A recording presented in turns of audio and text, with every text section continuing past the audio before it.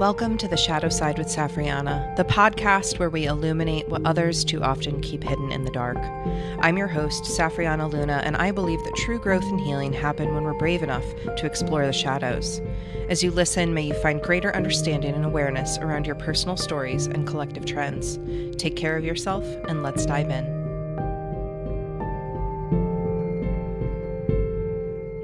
Hello, and welcome back, my friends, to another episode of The Shadow Side with Safriana. I am so delighted to be joined by my friend Eryn today, talking about leading while different, a very important topic at this point in time where we see so many people being targeted for being different while trying to do absolutely incredible things in the world. It's quite confusing. So, yes. Eryn, if you would be so kind as to introduce yourself, orient to our audience. Indeed. No, it is wonderful to hang out and have amazing conversations with you. Eryn Anatavi, I'm here in Seattle, Washington, and I love to talk about the things that people don't want to talk about and pushing into leadership and empowerment. And I know it's such a cliche word, but I still love it. Leaning into neurodiversity, leaning into our differences, leaning into these things where you have the superpower, but you don't get the superpower unless you have kryptonite. So you have to honor both. And if you don't honor both, then you burn out. So I advise leaders, business support, and all of those things just to keep people going. So important. Thank you for all that you do. And yes, just so much intersection with what we're here to do, like celebrating diversity and cheering on all kinds of people because we need one another to have a complete and unified community. Oh my goodness. Yes. So we're going to get into all of this. You can tell, like, we're very amped about this stuff because the world is on fire right now. That's the truth. And just in case you don't know me, I'm Safriana Luna, the Queer Spirit Guide. I'm a licensed trauma therapist turned transformational mentor, and I do now help leaders try to heal their own inner stuff so that they don't project it onto their teams or accidentally do harm, right? Like to help people own their privilege, own their gifts, own their lack of privilege, figure out their intersections, and go do bigger, brighter, better things in the world to help everyone, not just some people. Yeah. So our topic today, Eryn, is really what it means to be a leader when we're different. And, I'll call out some of my stuff. So I identify as neurodivergent. I have complex PTSD and ADHD. I am queer. I love the term spicy. I'm just spicy. I'm not your average vanilla cookie cutter, what we think of when we think of a member of society. And the fact that we even have that cookie cutter image of a member of society that pervades the dominant is an issue. But tell me a little bit about what got you so passionate about diversity in all of these different ways and why you believe in it so much. Oh man, how far back do we want to go? I also neurodiverse, neurospicy, love those terms. For me, it was autism about a year and a half ago, almost 2 years. And that flipped my world upside down. First, I was very resistant. It was like, no, that's not a thing. That can't be. And started taking some of the assessments and they're like, oh, snap. Everything makes so much more sense now. And there is this, one of these quirky little traits within some forms of autism, right? It's a spectrum. So, it completely varies by person. But the social justice warrior, essentially, the equitable, humanity-based mindset that I have always had and didn't really know why. Didn't really identify, it's because of this or that or this other thing. It's just always, no, that's not fair. That's not okay. That's not equitable. No, that isn't, we shouldn't be doing that. And it was once I kind of settled into the like, oh, all right, this is neurologically, this is who I am. It became so natural and so easy to say, yeah, I am here to fight for neurodiversity. I am here to support leaders. And kind of where you tackle the therapy front, I'm on the business administration side, but we often do a lot of the therapy. So it's like, okay, you're telling us to do all of these things, but you've got some inner work to do. Yeah. You're going to do that? They're like, no. I'm like, oh, okay. Yes, it's a problem. Yeah. So just that whole leaning into the natural traits. Yeah. Allowing myself to just like, oh, all right, that's who I am. It's this ecosystem, right? Mm-hmm. And that's why I don't understand what's happening in the world right. I mean, I do understand why it's happening in the world right now, and its power and control systems and all of that.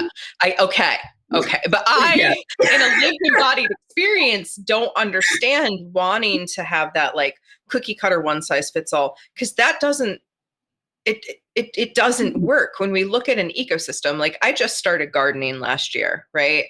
And I've dabbled, but it was my first year having like a big garden and like trying to grow crop to actually feed myself in some capacity rather than go, oh, cute, I have cucumbers, or, oh, I grew basil.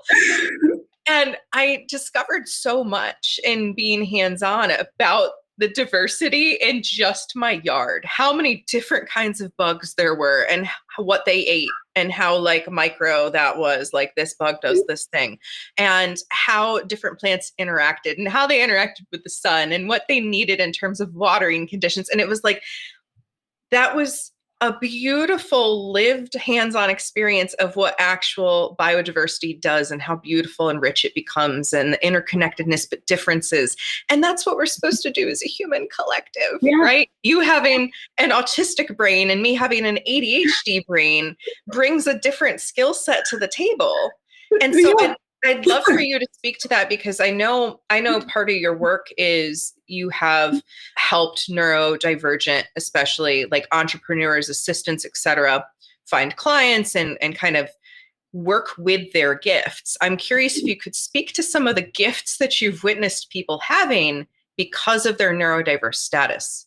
Oh, yes. Where you and kind of bouncing back, right? Where you have the superpower, you have the kryptonite. Yeah. And we love the superpower, right? When we are in that ADHD, autism, whatever it is, right? When we are on that 18-hour project kick and we are hyper fixated, or we are in the zone, or we're in flow state, or whatever it is, right? Those are fun. Those are fantastic. We love them. And as leaders, those are enjoyable to do. And as team members, we really like it when people do that, right? It's like when our team member digs in and they are just like on one. Those kinds of things are nice. But then what happens on Tuesday morning when they can't get out of bed? What happens when something comes down and they have to retreat? What happens when a conversation is triggering? It's like you don't get to love the superpower unless you have a plan and a provision for what happens when it doesn't work out. Mm. So those are the kinds of systems that I like to build for leaders, is acknowledging that you're going to have those ups and downs. And when you are focused on something, there's going to be those periods where you can't be, right? Where you've got the decision paralysis, or you have just burnout, or you have these neurological things, and we tend to get in our heads with that inner critic. We're like, oh, there's something wrong with me. There's something wrong with me. I'm such a loser. I'm such a failure. This creates that negative spiral. Oh, down, down, down we go. That's not helpful either. So if you can reframe that and say, okay, Yep, I am not doing well today because this and this and this happened. So I need to give myself the space to say, this is what I need.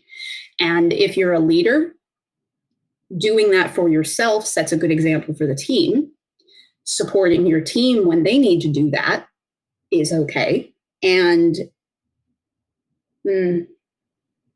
doing so in a way that is equitable, that doesn't leave one party feeling ignored or the other party feeling favored. Mm-hmm. I have a little story that goes along with that. What do cookies, gyms, and elevators have in common? Many people touch them. That is true. Oh, the autistic brain, like associations, all of these things. So if you are at a cookie bar and you are looking at 36 different kinds of cookies on a bar, and you're just like, oh my gosh, there are so many different kinds of cookies here. Is your first thought, oh, everybody likes sugar cookies? That's ridiculous. Why do we need so many different kinds of cookies? That's insane. And the person next to you is like, well, I have a peanut allergy. And they're like, oh, well, guess what? There's 36 different kinds of cookies here. 35 of them don't have peanuts in them. Okay, so you're awesome. Like, we all get to break off, a quarter of a cookie and take one of each, if that's what you want to do.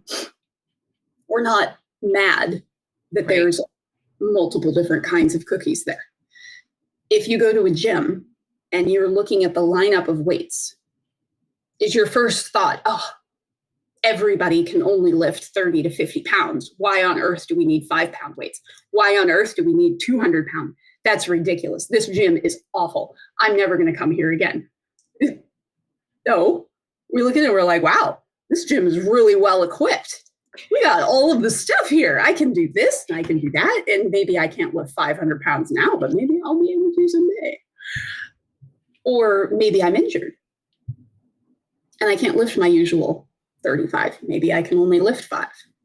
But that's okay because it's there. And I'm like, oh, this is a great gym. They have a lot of selection here. Elevators. If you go into a high-rise building and that elevator has a sign that says disabled people only, you might be a little cranky about that. I feel like, I don't feel like climbing 70 floors today. But the elevator is available for all. Right. Whether you have a cane or you're aged, or you are perfectly able to walk 70 floors, but you just really don't feel like it, or 2 floors, you just really don't feel like it. But it's not judgmental. Nobody gets into that elevator and judges. It's like, no, we created this amazing thing. We pioneered this incredible piece of machinery so that everybody has a better life. That is the kind of world that we need to create. We're not limited to one type of weight, one kind of cookie, and accommodation that is only for one kind of person. It's everybody. It's all of us. So that's my rant on that. No, I love it. I there were so many good things you said in there, especially like I loved the phrase, we need a plan and a provision. That's for all people. Everybody needs to know what their patterns are, what their high energy and their low energy days look like, and what they need in order to be able to do their best, right? Everybody's version of their best. And it takes me back, just all of that, like the elevator especially brought up universal design for learning, UDL, which back when I was a public school teacher, I had to take a whole course on, which thank goodness that I got to take that. Very important. That might not be taught anymore. Who knows? A person with a wheelchair can go up the ramp. Like, everybody can use it. Yay. Everybody benefits. It doesn't take away anything that is there to help the person with the most challenge to reach their destination. And that is, when I think about corporate is so built for neurotypical people, which what is that? Neurotypical has almost become synonymous with able to function in absolutely unrelenting conditions without any desire or self-actualization. Like that, right? It's a curve. It's a curve, right? And like nobody's at the exact same spot on the curve, but it's still the majority of the curve. Yeah. And I remember having this download one day that the reason able-bodied people, just to use able-bodied for an example, able-bodied people can become disabled-bodied people by pushing themselves too far into conditions that are unsupportive. And so we just need better conditions for everyone. And we start by looking at the most impacted and lift them up, right? So that everybody can benefit. So I'm curious, like, what are some of the things for like a neurodivergent leader, for example, tools, systems, ideas, collaboration methods that end up benefiting everythis because they show up with this diverse perspective? Oh, so many. This is in the work that we've done, which is I've primarily been involved in operations and administrative, like just executive support and entrepreneur stuff, small businesses. And over the oh my gosh, 30 years that I've been doing this, there's so many leaders. There are certain tendencies that repeat.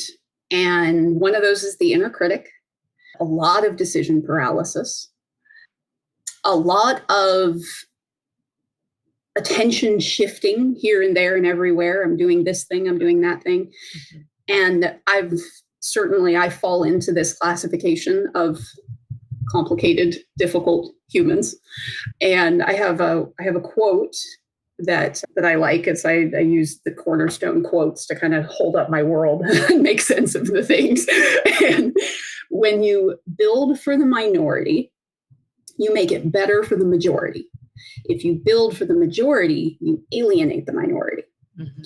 And as a leader, if you know that you are prone to switching things, if you know that you are prone to hyper-focus, if you know that you are prone to mood swings or introverted behavior or burnout or all of these different things that go along that, let's take dyslexia, right? It's like, okay, reading. And there's two forms, one where words are difficult to write, and then the other is words are difficult to read. And I can't remember. Dysgraphia.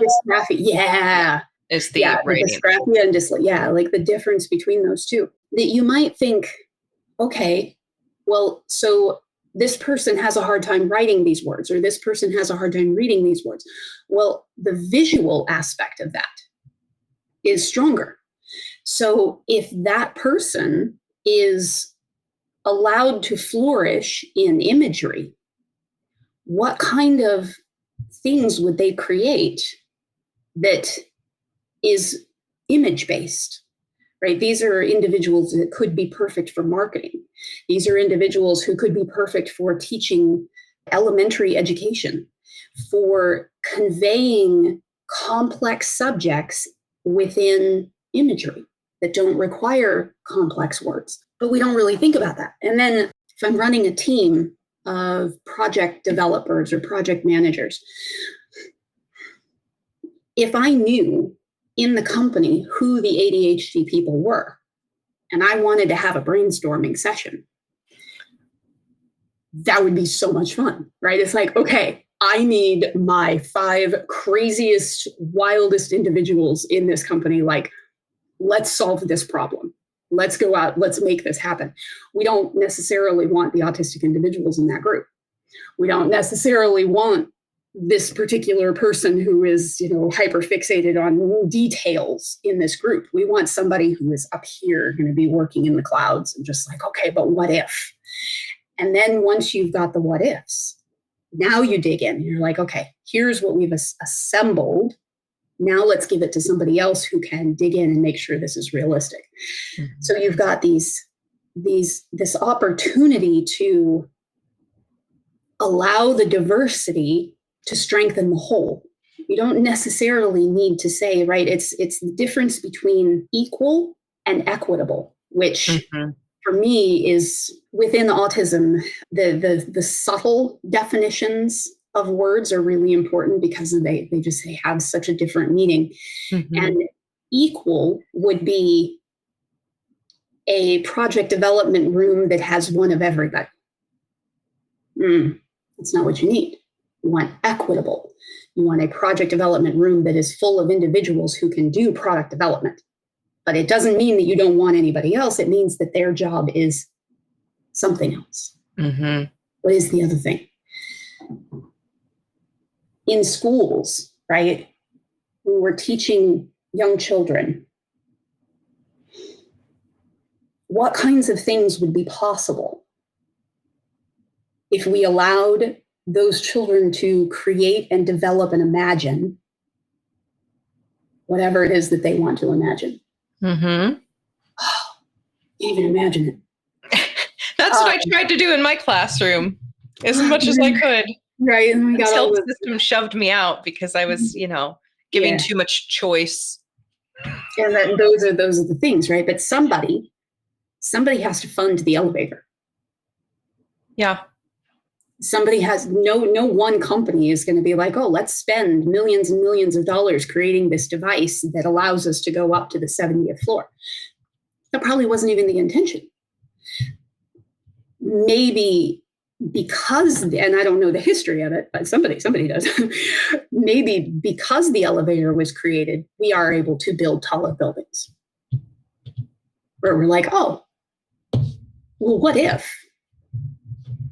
Yeah. Right? Innovation does not come out of sameness. No. Oh, it doesn't. There's so much. Like, what if? What if we put, let's go into the stereotype of the autistic person who loves trains. I guess all stereotypes, we know somebody that fits the stereotype. So, yeah. I mean, listen, it's there. I know someone, actually. So, let's call it out. It exists. Go with it. So, if we had all of the autistic individuals who love trains, and we're like, okay, we need 30 of you to be in this government room program to create a rail system for the US. The best rail system ever. It would be the greatest thing that existed in the entire, it would be the envy of the world. I'm like, oh, this would be so cool. Doctors, medical stuff, inventions, all of the what ifs that exist. And then circling back, because you were like, okay, well, what about leaders, right? You have all of these things that we can do, the things that we love to do. And if we are building companies around these concepts, because ultimately every entrepreneur has built a company because they couldn't find what they wanted. They're like, oh, this doesn't exist. I don't know. I guess I have to make it. But yet, neurodiversity does make it harder.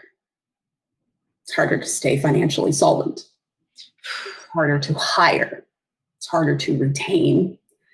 It's harder to communicate. We don't have the elevators. We don't have the ramps. We don't have that stuff that makes it easier to run business.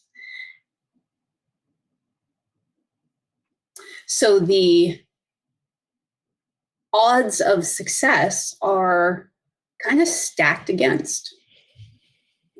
And a lot of businesses fail. Even though they have something genuinely important for the world. Yep. Something that needs to get out of the Google Drive. Something that needs to get out of the garage. something that needs to reach the people that it needs to reach.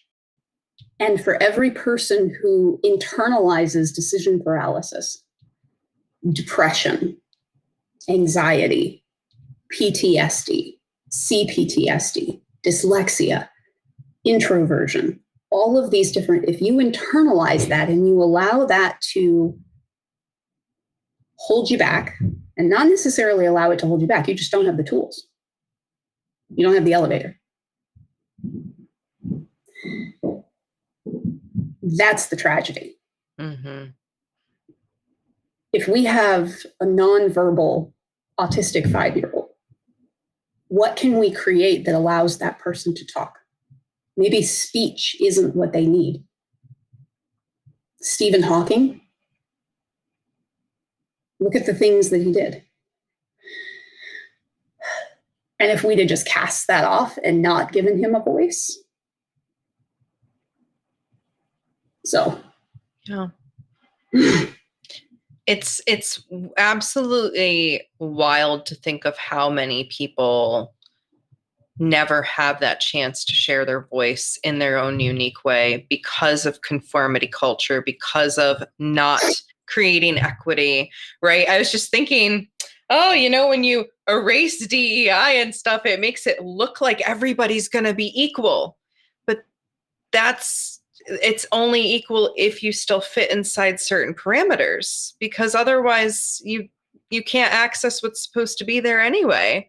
So equitable is the nuance, the intersectionality, the individuality, the beautiful diversity that each individual needs. And I think all the time about what if people had the accommodations that they needed to express themselves? What if they had somebody willing to get curious about their perspective and how they process and understand the world? Are there other things? Because you've spoken to the challenges, right? The challenge of communication, for example, often being one that neurodivergent individuals encounter, right? Like for me, ADHD, I have to be very aware and stay very present so that I don't disrupt people from talking so they can finish their thought, because my brain's going, okay, I know no, we're you going can interrupt me because I monologue.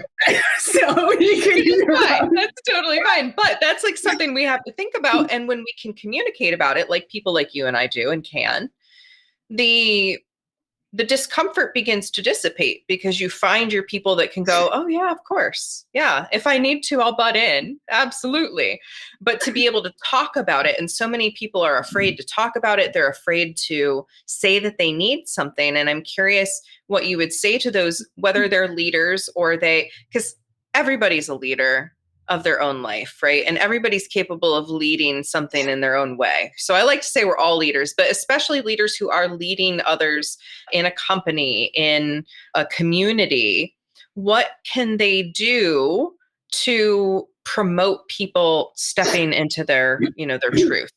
Some of the systems that we've created within my company, Sapphire, is structures that allow for communication when communication is a challenge. And inadvertently, I created these things not realizing, right, that the difficulties that I have with communication as a result of autism, right? I never made those connections. I was just building structures so that I would have a way to engage. And once I realized what I was building, that allowed me to kind of lean into it and take it to the next step and kind of polish it and fine tune it. So some of those aspects of communication is, in leadership positions, delegation is nearly impossible because we have so many things happening in our heads. It's like virtual assistants. And that person, in all of their well-meaning desire to help, says, Safriana, what can I help you with today? You're going to be like, I can't even keep my own mind organized enough to tell you what kind of help I need. This is so much work. This is so hard. I don't know. I don't know. Or the alternative, if you have well-structured support and a roadmap and systems, some of the stuff that we've built, that person is going to say instead, Safriana, according to the roadmap that we've built, this and this and this are the priorities. So I'm going to work on these. Do you want to change any of that right now? Like, no, that sounds good. Go for it. I'm halfway there. Yeah, it's like, you hear me, you understand me. Oh, but yet building that roadmap, right? In order for that person to do that, that requires an interface. Mm-hmm. And pulling that information out of the leader's mind is one of those things that we like to do. Well, how do you pull that out? How do you identify what that roadmap is? How do you identify what those structures are? Oh, there's so many different directions I can go. And I'm like,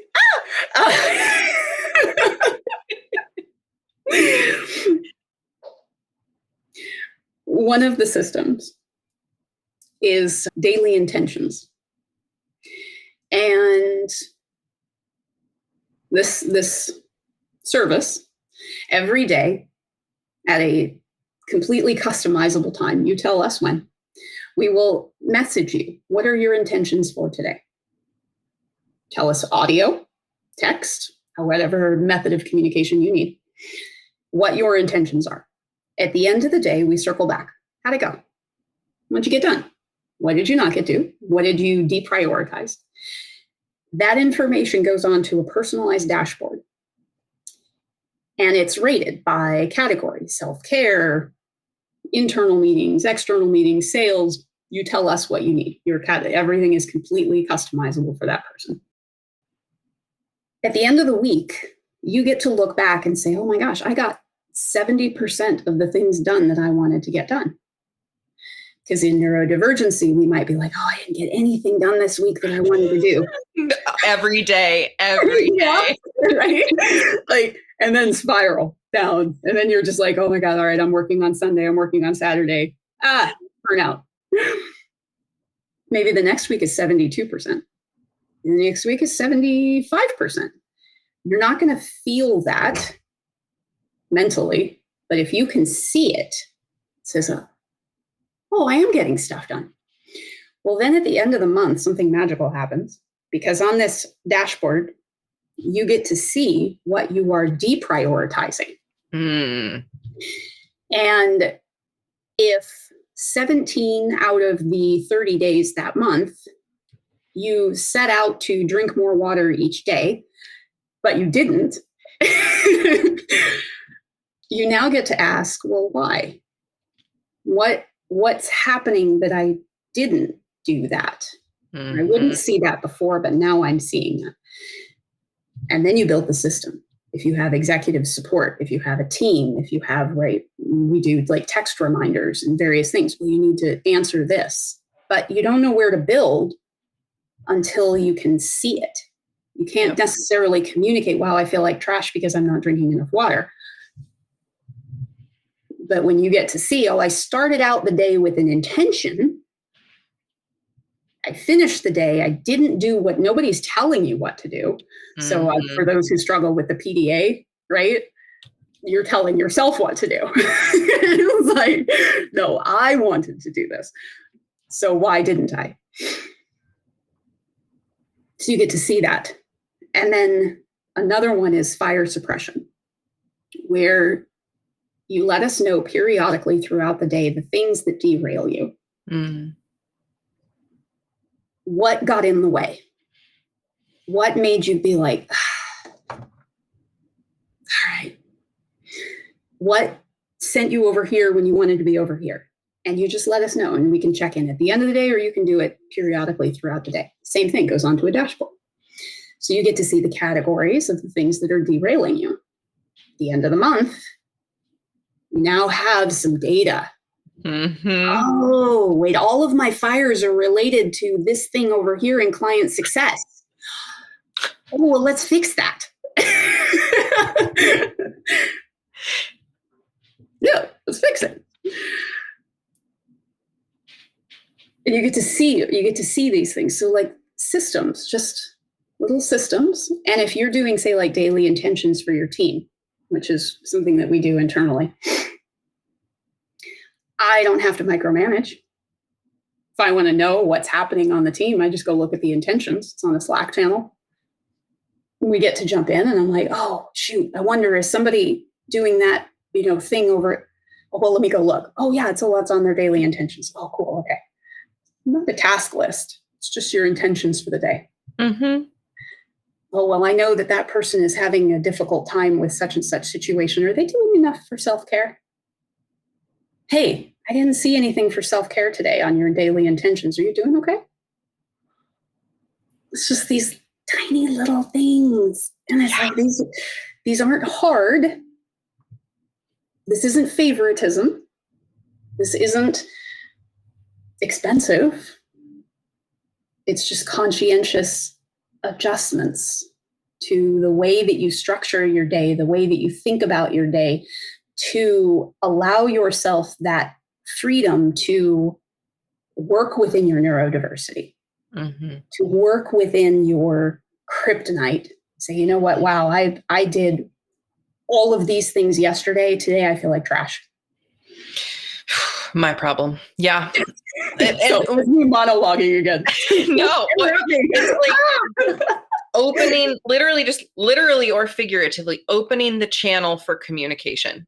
Yes. You have a literal channel for communication, but by doing that, you're continuing to create that culture that says it's okay to express what's really going on with you and what your intentions or desires are so that you can be supported in that, versus like one directional communication. That's really just, it's not, I can't help, again, I'm spicy about everything happening right now. And one of the things that happened with Doge was this email where it's like, by end of this time, you need to have sent all of the things you've done this week.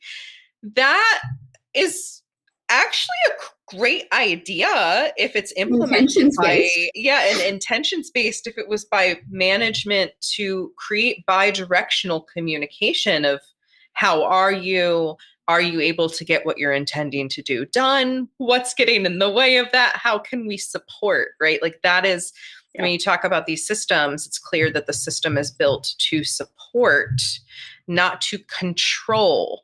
Yes. And that's the huge difference there. Like we don't need to be controlled. We are very creative and capable people. We just need support to do what we can do. How about that? Yeah. There's one of my rants is on the profitability metrics of embracing neurodiversity. Mm-hmm. Right? We know that in a garden, biodiversity is necessary. We know that in like even just like the climate of the United States as a whole, right? The diverse landscapes allow for all kinds of different things, right? Like this is necessary. We know the diversity is necessary. And within these concepts is profitability, because we are a capitalist society. So we have to be prepared to speak that language. Mm-hmm. And what I see most often in leadership and companies and organization is there's two camps. There's this camp over here that says efficiency, productivity, profitability, all of these things, system, structure, control. And then this side is self-awareness, holistic, self-care, wellness, DEI. And nobody bridges those two. The systems that I've seen, the systems that I've studied, that I'm special interested on, there's no bridge that says we need to bring these two concepts together. And In this side, you have proficiency, and in this side, you have positivity. Well, you can't have positivity without proficiency and run a successful company. On this side, you can't have proficiency without positivity and run a successful company. You want both of those things. You have to have both. Mm-hmm. And within another one of the systems that we created called the Clarity Matrix, if you are working in your brilliance, you are working within proficiency and positivity. You have both of these things together. And in order to run a profitable, successful team, you want to know that the majority of your team is working within brilliance. Because if the alternative is what we call, there's 4 quadrants to the Clarity Matrix. You have brilliance, which is proficiency and positivity. You have shiny objects, for obvious reasons, which is practicing and positivity. I'm not proficient yet, but I'm practicing, but I sure do like it. I'm enjoying this. Then you have monotone, which is proficiency and negativity, proficiency and boredom. And then you have shattered, which is practicing and negativity, or practicing and boredom. And if I do an analysis on a team, and there are individuals on that team who are in monotone, in proficiency and negativity, those individuals are looking for other jobs. Mm. They are this close to turnover if they aren't already on their way out. They're 1 foot out the door, or burnout, one of the two. And if you're not asking that question, yes, that person is proficient. But if they are in a negative headspace, that's not a profitable situation for the company. Mm-hmm. Not. But unless you're asking that question, so then you have turnover. And that's crazy expensive for a company. Yeah. So, but if you rephrase, you're like, okay, wait, you're proficient in this, but it's leaving you in a negative headspace. We want to maybe push you into shiny objects, practicing positivity. What do you want to learn that can help shift your mindset to make this more engaging, to make this more interesting? Moving people around as a leader, as a manager, understanding where your team is working allows you to drive a stronger team with stronger results, more development, more creativity, all of these different things that are involved in creating companies that last. I just don't know why people don't do this. Because they want to cut corners, they don't want to communicate, they don't want to be uncomfortable, and so they play by the same old rules that already pre-exist and push people away over time. That's It's time to do something different, damn it. We really, we've got to make a change. It's so obvious. And again, I love what you said earlier about, when you are building for that minority, that you're building for the majority, but that you can't flip it the other way. Because that's where we're at right now. We're in being built for the vocal minority in some cases, but also the majority in power. And when they're running the bus and they don't want to see people as unique individuals, we have to keep fighting. We have not won this yet, but the more neurospicy leaders that speak up, the more that we own these unique aspects of ourselves, the more that I think we're going to see the change. I think that the most important thing we can do is step into our inner leadership, show up with who we really are, and let that ripple effect out. And I think the fear and using fear and trauma,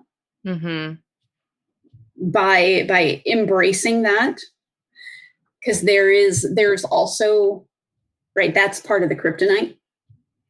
And when you shove that away, it definitely impacts your ability to lead. It's like, yes, as a leader, you want to lead with strength. You don't want to be the that kind of weakness doesn't work in a capitalist boardroom. Mm-hmm. But at the same time, having those difficult conversations, even if it's just on an internal basis, it validates what other people are experiencing, right? It's like, yes, this is part of being human. We have trauma. We have things that are wrapped in fear. And there's a word that I heard, I don't know, a while ago to kind of capture what's happening right now in the administration. Extinction burst, which is that last grab of burst before it goes extinct. It's like that last breath of holding on to this yuck because of the fear of what happens if it's not there. Yep. And getting rid of diversity, getting rid of equity, getting rid of inclusion, getting rid of women, getting rid of minorities and immigrants, and like all of this, wanting to go back to something that we know was just not, this was not a good period in our history. And we know this, but yet the fear is preventing that. We have to push through. It's like this wall, and it's an extinction burst. Mm-hmm. It's that last dying breath of yuck before we push through. And it's like, okay, if that's what we're dealing with, fine, I'll watch it die. Right there with you. Yeah. In psychology, there is a term called extinction, where you are witnessing, like you're trying to hold space for a bad behavior in a child to die off, or an animal, or even an adult human being, because adult human beings get entrenched in bad patterns a lot.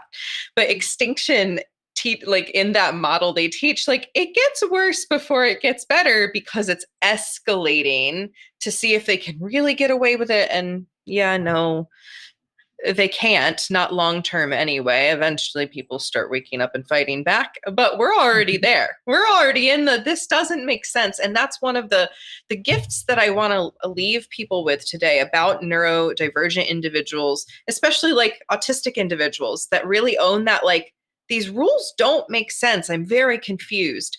Having people that can point that out is necessary for society to say this doesn't, is this supposed to make sense? Right? Just like the utter confusion that they bring to the table of, are you sure?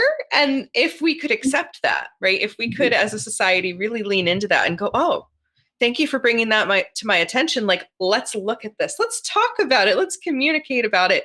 We live in a very different world. And so we're going to keep fighting for all of these voices to have a spot at the table, to be in leadership roles, to bring their gifts to the table, because everybody has that gift in kryptonite, not just the neurospicy people.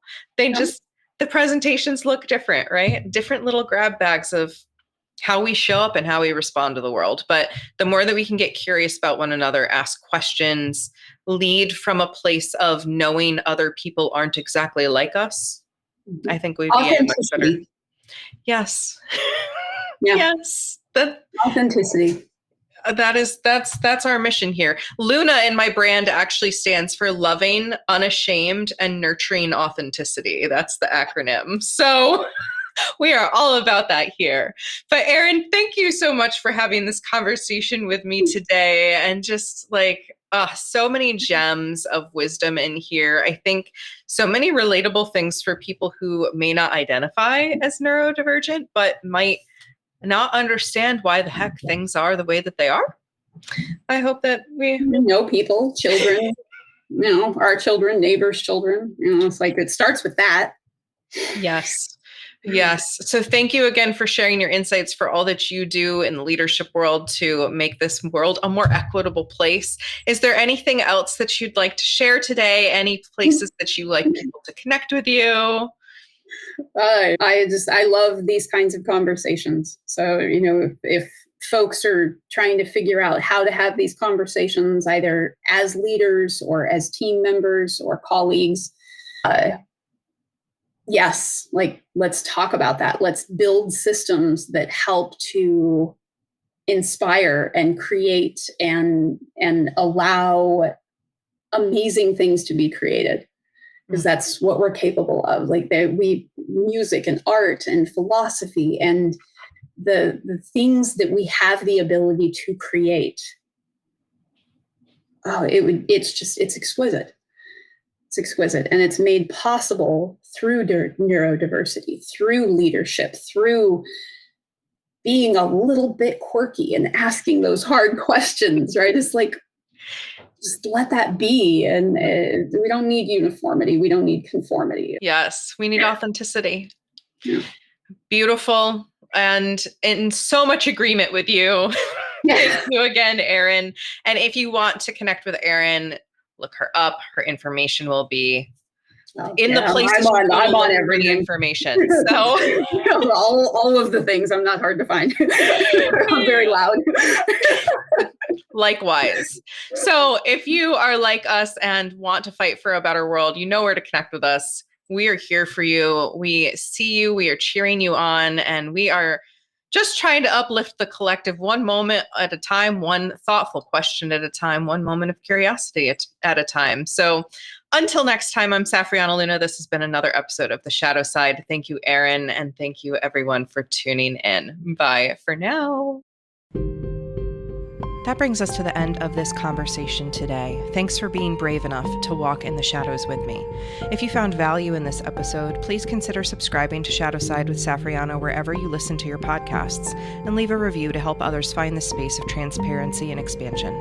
You can also connect with me at safriana.com or livinglunas.com for more information. Until next time, know I'm loving you fiercely and cheering you on.